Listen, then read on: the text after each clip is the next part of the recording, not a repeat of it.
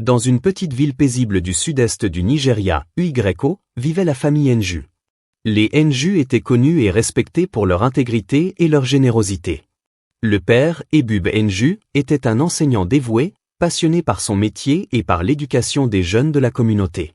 Sa femme, Ifunanya, était une couturière talentueuse, toujours prête à aider les voisins en cas de besoin. Le couple avait 2 enfants, Adana, l'aîné, une jeune fille vive et curieuse de 11 ans, et Kelechi, son frère cadet de 9 ans, espiègle et débordant d'énergie. Adana et Kelechi étaient inséparables. Ils passaient leur journée à explorer les environs, à grimper aux arbres pour cueillir des mangues mûres ou à inventer des histoires qu'ils jouaient dans le petit jardin familial. Leur lien était si fort que les voisins plaisantaient en disant qu'ils étaient comme le riz et les haricots, inséparables et complémentaires. Mais derrière cette apparente harmonie, un événement allait bientôt bouleverser leur innocence et marquer leur vie à jamais. Un jour, alors qu'Ebube avait reçu une nouvelle mission dans une école voisine et qu'Ifunanya s'était rendu au marché pour livrer des commandes, Adana et Kelechi se retrouvèrent seuls à la maison. C'était une journée comme les autres, en apparence. Le soleil brillait haut dans le ciel, et la chaleur de l'après-midi poussait les enfants à rester à l'intérieur, à l'abri. Kelechi, curieux de nature, avait récemment découvert le téléphone portable de leur père, un modèle ancien mais fonctionnel, et avait appris à naviguer sur Internet. Ce jour-là, il invita sa sœur à explorer avec lui ce « monde magique » qui s'ouvrait devant leurs yeux. Assis sur le tapis du salon, il parcourait les images et les vidéos disponibles. Au début, c'était amusant. Ils riaient en regardant des clips d'animaux drôles ou des chansons populaires. Cependant, leur curiosité les mena bientôt dans des recoins plus sombres de l'Internet. Sans comprendre les mécanismes de filtrage ou les dangers en ligne, Kelechi tomba sur une vidéo inappropriée, qu'il partagea avec Adana. Au départ, ils furent confus et intrigués. Ils n'avaient jamais vu quelque chose de semblable. Les scènes représentées éveillèrent en eux une curiosité maladroite qu'ils ne savaient pas comment gérer et pourquoi font-ils ça ? Demanda Adana, visiblement troublé. Kelechi haussa les épaules. Je ne sais pas. Peut-être que c'est comme ça que les adultes s'amusent ? Ils restèrent silencieux pendant un moment, puis, sans trop réfléchir, ils décidèrent de continuer à regarder. Ce fut la première fois qu'ils partagèrent ce qu'ils appelaient désormais leur secret. Ils ne savaient pas qu'ils venaient de franchir une ligne invisible, une ligne qui, une fois traversée, change les perceptions et les comportements. Les jours suivants, leur curiosité devint obsessionnelle. Dès qu'ils étaient seuls, ils s'enfermaient dans la chambre de Kelechi pour explorer davantage. Ils cherchaient des réponses à des questions qu'ils n'osaient pas poser à leurs parents, mais les réponses qu'ils trouvaient étaient souvent déformées, incomplètes ou déroutantes. Adana, bien que légèrement plus âgé, n'avait pas les outils émotionnels pour comprendre ou stopper ce qu'il faisait. Quant à Kelechi, il voyait cela comme une aventure secrète qui les rapprochait encore plus. Le secret commença à peser sur eux. À table, ils évitaient de croiser le regard de leurs parents. Si Ebube ou Ifunanya s'approchaient de leur chambre, ils dissimulaient précipitamment le téléphone sous un oreiller. Ces comportements inhabituels éveillèrent la suspicion d'Ifunanya, qui demanda un jour à Adana, « Mon enfant, tout va bien ? Tu sembles distraite ces derniers temps. »« Oui, maman. Tout va bien, » répondit-elle rapidement, évitant de croiser son regard. Ifunanya décida de ne pas insister, pensant que c'était peut-être une phase normale pour une jeune fille qui grandissait. Mais elle ne se doutait pas que sa fille et son fils étaient pris dans un tourbillon de confusion, un tourbillon qu'ils étaient incapables d'exprimer.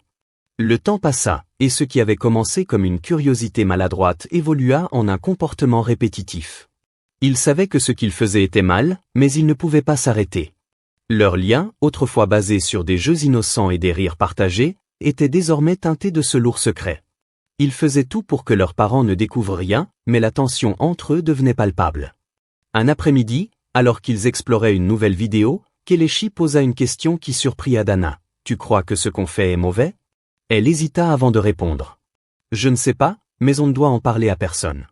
Pas même à papa et maman. » Leur pacte scella leur silence, mais ce silence ne faisait qu'alimenter leur culpabilité. Au fond d'elle, Adana ressentait un poids qu'elle ne comprenait pas. Elle voulait en parler à quelqu'un, mais elle avait peur de trahir son frère et de décevoir ses parents. Kelechi, lui, voyait ce secret comme un moyen de garder sa sœur près de lui, ignorant les conséquences de leurs actions. La maison des Nju, autrefois remplie de rire et d'insouciance, commençait à changer imperceptiblement. Les 2 enfants devenaient plus réservés, plus distants, et leurs parents, bien que préoccupés, attribuaient ces changements à l'âge et à la scolarité. Ce qui aurait pu être une simple erreur de curiosité enfantine évolua en une situation bien plus complexe, une situation qui allait bientôt affecter toute la famille de manière irréversible. Quelques mois après la découverte initiale, Adana et Kelechi étaient plongés dans un tourbillon émotionnel qu'ils n'arrivaient plus à contenir. Leur petit secret, qui avait commencé comme une curiosité maladroite, devenait une source d'angoisse grandissante. Leur comportement changeait peu à peu, attirant l'attention de leur entourage, bien que personne ne puisse mettre le doigt sur ce qui n'allait pas. Un matin, alors qu'Ebub lisait son journal au petit déjeuner, il remarqua qu'Adana évitait son regard. Elle semblait ailleurs, agitée, tandis que Kelechi jouait nerveusement avec une tranche de pain grillé. Ifunanya, quant à elle, observait en silence. En tant que mère attentive, elle avait noté que ses enfants ne riaient plus autant qu'avant.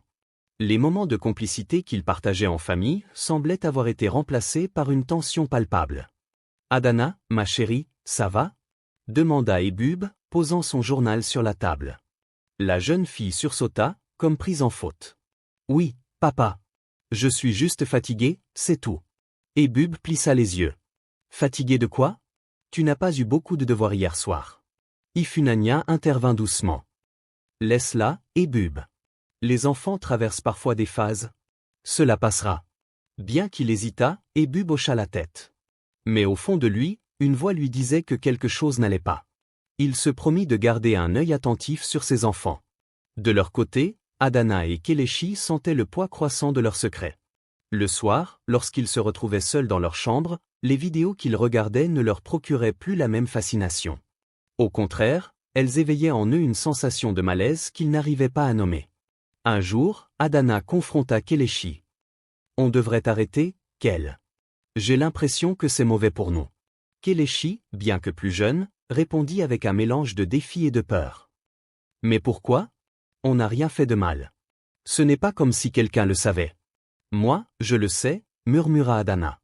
« Et ça me fait mal ici. » Elle posa sa main sur sa poitrine, juste au-dessus de son cœur. Kelechi baissa les yeux. Il ne voulait pas que sa sœur se sente mal à cause de lui, mais il ne savait pas comment s'en sortir. Depuis leur première découverte, il était devenu étrangement dépendant à ce rituel secret. Pour lui, c'était une forme d'échappatoire, bien qu'il n'en comprît pas pleinement les raisons. Adana et Kelechi cherchaient des moyens de fuir leur culpabilité, mais même à l'école, les conséquences de leur secret les poursuivaient. Adana, autrefois une élève brillante et participative, commença à perdre de son élan. Elle oubliait ses devoirs, répondait à ses enseignants avec moins d'assurance et évitait ses amis. Son institutrice, Madame Chinière, remarqua rapidement le changement. Un après-midi, elle demanda à Adana de rester après la classe. « Adana, ma chérie, tu sembles préoccupée ces derniers temps. Est-ce que tout va bien à la maison ?» Adana secoua la tête, ses yeux baissés. « Oui, madame.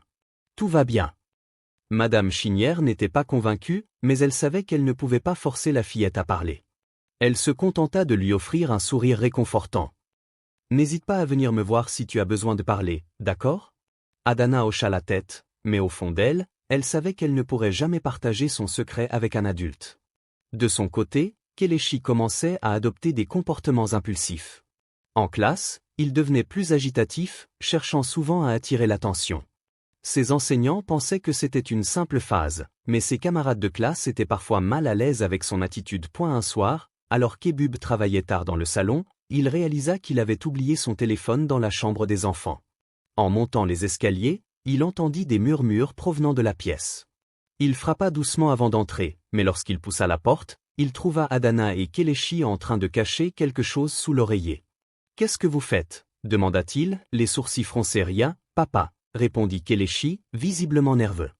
Ebub s'approcha du lit et attrapa le téléphone qu'il tentait de dissimuler. Lorsqu'il déverrouilla l'appareil, son regard se durcit. Les vidéos récemment visionnées lui apparurent clairement, et un sentiment de colère mélangé à de la tristesse envahit son cœur. « Adana, Kelechi, comment avez-vous ? » « Pourquoi ?» Les enfants restèrent silencieux, leur tête baissée, honteux. Ebub inspira profondément pour contenir sa colère. « Allez dans vos chambres. Nous allons en parler demain. » Cette nuit-là, il ne dormit pas. Il partagea la découverte avec Ifunanya, qui éclata en sanglots. « Comment avons-nous pu laisser cela arriver ?» murmurait-elle. « Nos enfants. » Ebub, bien que tout aussi bouleversé, tenta de rassurer sa femme. Nous devons trouver une solution. Il ne s'agit pas de les blâmer, mais de les aider à comprendre. Le lendemain, Ebub et Ifunanya convoquèrent leurs enfants dans le salon. La conversation qui suivit fut l'une des plus difficiles qu'ils aient jamais eues en famille. Ebub expliqua calmement mais fermement les dangers des contenus qu'ils avaient regardés, tout en insistant sur le fait qu'ils n'étaient pas en colère contre eux. « Nous comprenons que vous étiez curieux », dit Funanya, les larmes aux yeux. Mais ce genre de choses peut blesser vos esprits et vos cœurs. Nous sommes là pour vous aider à comprendre ce qui est sain et ce qui ne l'est pas. Adana éclata en sanglots. Je suis désolé, papa, maman. Je savais que c'était mal, mais je ne savais pas comment arrêter. Kelechi baissa les yeux, murmurant, moi non plus. Ebub les prit dans ses bras. Nous allons surmonter cela ensemble. Mais vous devez nous promettre que si vous êtes troublé ou curieux à l'avenir, vous viendrez nous en parler. Ce fut le début d'un long processus de réparation et de guérison pour la famille Nju.